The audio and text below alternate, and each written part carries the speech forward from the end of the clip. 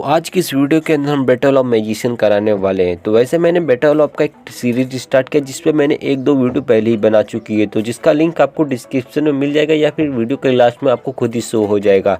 तो आज की इस वीडियो के अंदर हम बैटल ऑफ मैजिशियन कराने वाले हैं, जहाँ पे मैंने मार्वल सिनेमैटिक यूनिवर्स के अंदर कुछ ऐसे मैजिशियन को चार्ट लिया है जिन्हें आप बड़े अच्छे से जानते होंगे। अब वो कौन से मैं आपको बता देता हूँ। तो मैंने लिया है डॉक्टर स्ट्रेंज, वांडा, लूकी और एंशिएंट वन को लिया है। तो ये चारों का आज हम कंपेयर करके देखेंगे कि कौन जीतेगा एक दूसरे से और कौन बेटर होगा एक दूसरे से, और इनका कंपेयर करेंगे इस वीडियो के अंदर। तो वीडियो बहुत ज़्यादा इंटरेस्टिंग होने वाली है, इसलिए वीडियो को स्टार्ट से लेकर एंड तक जरूर देखना। तो अगर आप मेरे चैनल पे पहली बार विजिट करें तो इस चैनल को सब्सक्राइब कर देना। अगर वीडियो अच्छी लगी तो लाइक कर देना।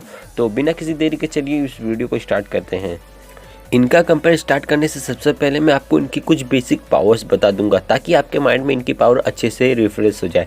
तो सबसे पहले हम लूकी की पावर्स एंड एबिलिटीज़ की बात करते हैं। तो अगर हम लूकी की पावर्स की बात करें तो लूकी ने अपना सारा मैजिक अपनी माँ फ्रेगा से सीखा है। लूकी किसी का भी रूप धारण कर सकता है, यानी वो किसी के भी रूप में आ सकता है। लूकी अपने मैजिक से किसी भी टाइप के वेपन को क्रिएट कर सकता है। लूकी एक फ्रेश जाइंट है जिसकी वजह से उसकी बॉडी काफ़ी ज़्यादा ड्यूरेबल है, क्योंकि उसने हल्की धोबी पछाड़ मार के बाद भी वो बचा रहा और वैसे का वैसे ही खड़ा रहा। अगर हम लूकी की हैंड टू हैंड फाइट में बात करें तो लूकी हैंड टू हैंड फाइट में काफ़ी ज़्यादा अच्छा है, क्योंकि उसने वोल्गरी और थॉर जैसे कैरेक्टर को अच्छी खासी टक्कर दी है। तो अगर हम लूकी के रिफ्लेक्सेस की बात करें तो उसके रिफ्लेक्सेस काफ़ी ज़्यादा फास्ट है, क्योंकि उसने हॉकाई के उड़ते हुए तीर को बड़ी जल्दी ही पकड़ लिया था। इससे आपको पता चल जाएगा कि लूकी के रिफ्लेक्सेस काफ़ी ज़्यादा फास्ट है। और साथ ही साथ लूकी जो फाइट में सबसे ज़्यादा स्किल यूज़ करता है वो है उसके मरने का नाटक, जिसकी वजह से उसने कई बार थॉर को भी धोखा दे दिया है। तो ये सारी पावर्स हो गई लूकी की। अगर हम वांडा यानी स्कारलेट विच की पावर्स एंड एबिलिटीज़ की बात करें तो स्कारलेट विच को पावर्स मिली है माइंड स्टोन से, जिसके बाद वो बहुत ज़्यादा पावरफुल बन गई है। माइंड स्टोन की पावर की वजह से वो एक पावरफुल टेलीपैथ बन गई है, जिसका एग्जांपल हमें एज ऑफ अल्ट्रॉन में मिल गया था, जब उसने सारे एवेंजर्स के माइंड को कंट्रोल कर दिया था। यहाँ तक कि उसने थॉर के भी माइंड को कंट्रोल कर लिया था। स्कारलेट विच अपने टेलीकिनेसिस पावर की वजह से वो किसी भी चीज़ को यहाँ से वहाँ बिना छुए मूव कर सकती है। वो एक इम्पैक्ट फोर्स भी क्रिएट कर सकती है और साथ ही साथ वो फ्लैंक की भी एबिलिटी रखती है। उसकी पावर का अंदाजा हमें तभी चल गया था जब उसने इन्फिनिटी वॉर के अंदर विजन के माइंड स्टोन को डिस्ट्रॉय किया था। वो भी तब डिस्ट्रॉय किया था जब उसने थैनोस को 5 इन्फिनिटी स्टोन के साथ रोके रखा। थॉर जैसे गॉड के माइंड को कंट्रोल किया था और साथ ही साथ उसने माइंड स्टोन को धारण करने वाले विजन को भी कंट्रोल किया है। स्कारलेट विच को माइंड स्टोन से पावर्स मिली है और उसने माइंड स्टोन को ही डिस्ट्रॉय कर दिया था। स्कारलेट विच एनर्जी अटैक कर सकती है और साथ ही साथ वो एक फोर्स फील्ड भी क्रिएट कर सकती है और साथ ही साथ वो अपने लिए एक ढाल भी बना सकती है। और वहीं एंड गेम में हमें ये देखने को मिला था जहाँ पे स्कारलेट विच ने थैनोस को अपनी एनर्जी से जकड़ के लगभग नॉकआउट कर दिया था। तो ये सारी पावर्स हो गई वांडा की। तो अब हम बात करेंगे डॉक्टर स्ट्रेंज की पावर्स। तो अगर हम डॉक्टर स्ट्रेंज की बात करें तो डॉक्टर स्ट्रेंज ने मैजिक एंशिएंट वन और मोर्डू से सीखा है। वो कहीं भी आने जाने के लिए वो पोर्टल का यूज़ करते थे और साथ ही साथ वो कई सारे मिस्टिकल पावर्स के मास्टर भी हैं। वो एक इंटेलिजेंट भी थे और साथ ही साथ वो एक सर्जन डॉक्टर थे, जिसकी वजह से वो टाइम स्टोन के डिफिकल्ट से डिफिकल्ट स्पेल को बड़े इजीली सीख गए थे। डोरमामो जो एक डायमेंशन को डिस्ट्रॉय कर सकता है, डॉक्टर स्ट्रेंज ने अकेले अपने इंटेलिजेंट के बेसिस पे उसको भी नॉकआउट किया और साथ ही साथ उसने इन्फिनिटी वॉर के अंदर उसने थैनोस को भी अच्छी खासी टक्कर दी है।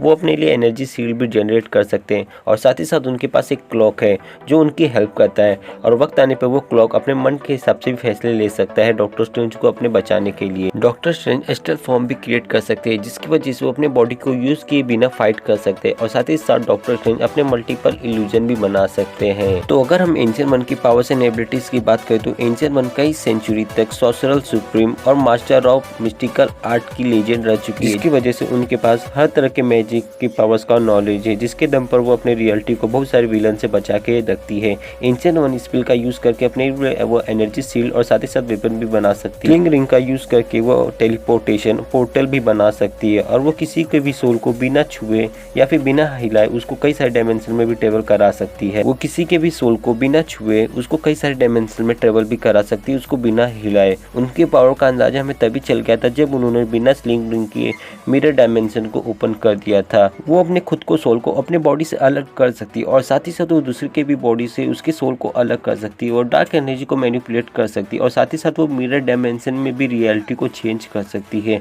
डॉक्टर स्ट्रेंज की मूवी को देखने के बाद हमें पता चल गया था कि ancient one hand to hand fight में भी काफ़ी ज़्यादा अच्छी खासी है और साथ ही साथ उनके इनके पास 700 सालों का एक्सपीरियंस भी है। तो ये सारी हो गई इनकी पावर। सो अब हमारा फाइनली क्वेश्चन उठता है कंक्लूजन, यानी कौन होगा इस फाइट का विनर। तो हम कंक्लूजन को 3 वे में देखेंगे, रैंडम फाइट, प्रिपरेशन फाइट, और जो रैंडम फाइट और प्रिपरेशन फाइट का विनर रहेगा उसको देखेंगे। वो दोनों का हम कंपेयर करके देखेंगे कौन जीतेगा। तो सबसे पहले हम रैंडम फाइट को देखते हैं। तो अगर हम रैंडम फाइट का देखेंगे तो यहाँ पे कौन नॉकआउट होगा सबसे पहले, तो मैं आपको फटाफट बता देता हूँ, मैं आपका ज़्यादा टाइम नहीं लूँगा। तो यहाँ पे सबसे पहले नॉकआउट होगी वांडा, दूसरे नंबर पे होगा एंशिएंट वन, और तीसरे नंबर पे होगा लूकी, और फाइट का विनर होगा डॉक्टर स्ट्रेंज। अब मैं ऐसा क्यों कह रहा हूँ तो मैं आपको बता देता हूँ। तो यहाँ पे रैंडम फाइट में जब यहाँ पे अचानक से फाइट होगा तो वांडा, तो यानी जो एक फिजिकल वो ज़्यादा इतनी स्ट्रांग नहीं है, जिसके पास टेलीकिनेसिस पावर बहुत ज़्यादा है, जिसकी वजह से बहुत ज़्यादा पावरफुल कैरेक्टर भी बन जाती है, बट वो फिजिकल उतना ज़्यादा पावरफुल नहीं है। अगर उसके पास अचानक से 1-2 अटैक होगा तो वीक पड़ जाती है। तो उसका रीजन एक यही कि इसको मैं सबसे पहले नॉकआउट कर रहा हूँ। मैं सेकंड नंबर पे एंशिएंट वन को इसलिए नॉकआउट कर रहा हूँ क्योंकि एंशिएंट वन के पास उतना ज़्यादा इंटेलिजेंट नहीं है जितना लूकी के पास है, क्योंकि लूकी फाइट करते करते भी एक प्लान बना सकता है, और लूकी फाइट करते समय वो अपना फिजिकल बॉडी यूज नहीं करता, वो अपने इल्यूजन से फाइट करवाता है, और वक्त आने पर वो अचानक से अटैक करके उसे नॉकआउट कर देगा। तो मैं इसलिए बोल रहा हूँ कि यहाँ पे जो सेकंड नंबर पे नॉकआउट होगी वो एंशिएंट वन होगी, और जो तीसरे नंबर पे नॉकआउट होगा लूकी होगा, और इस फाइट का विनर होगा डॉक्टर स्ट्रेंज। सो अब हम देखेंगे प्रिपरेशन फाइट। तो प्रिपरेशन फाइट में कौन विनर होगा। तो अगर हम प्रिपरेशन फाइट के विनर की बात करेंगे तो वो होगी वांडा। अब मैं ऐसा क्यों बोल रहा हूँ, तो देख रहा हूँ यहाँ पे जो वांडा को टक्कर देने वाला, मुझे नहीं लगता कि इन तीनों में से कोई वांडा को टक्कर दे पाएगा, क्योंकि जहाँ पे एंड गेम में हमने देखा था कि वांडा ने जहाँ थैनोस को अपने एनर्जी अटैक में बहुत गंदा जकड़ लिया था, अगर वो सेम थिंकिंग इन तीनों के अप्लाई करेंगे तो ये तीनों ज़्यादा देर नहीं टिक पाएंगे वांडा के ऊपर। और साथ ही साथ वांडा के पास इंटेलिजेंस काफ़ी ज़्यादा है, क्योंकि उसके पास माइंड स्टोन की पावर है, जिससे वो उनका माइंड भी कंट्रोल कर सकती है। तो इस मेरे यहाँ से प्रिपरेशन फाइट की विनर होगी वांडा, और उसने एक सुकोविया शहर को भी पूरे अपने माइंड में कंट्रोल कर लिया था। तो इससे आपको पता चल जाएगा कि प्लान बनाने में कितनी ज़्यादा मास्टर है। तो यहाँ पे प्रिपरेशन फाइट की विनर हो जाएगी वांडा। तो ये हो गया मेरा पर्सनल ओपिनियन। अब तो हमारा जो तीसरा है वो है प्रिपरेशन फाइट और रैंडम फाइट के विनर। तो प्रिपरेशन फाइट का विनर होगी वांडा, और रैंडम फाइट का विनर है डॉक्टर स्ट्रेंज। अब ये दोनों में से कौन सबसे ज़्यादा पावरफुल है आप मुझे कमेंट में लिख के जरूर बता देना। तो ये हो गया मेरा पर्सनल ओपिनियन। आपका पर्सनल ओपिनियन क्या है आप मुझे कमेंट में लिख के जरूर बता देना। अगर आपको वीडियो अच्छी लगी तो लाइक कर देना, और चैनल पे पहली बार आए तो सब्सक्राइब कर देना।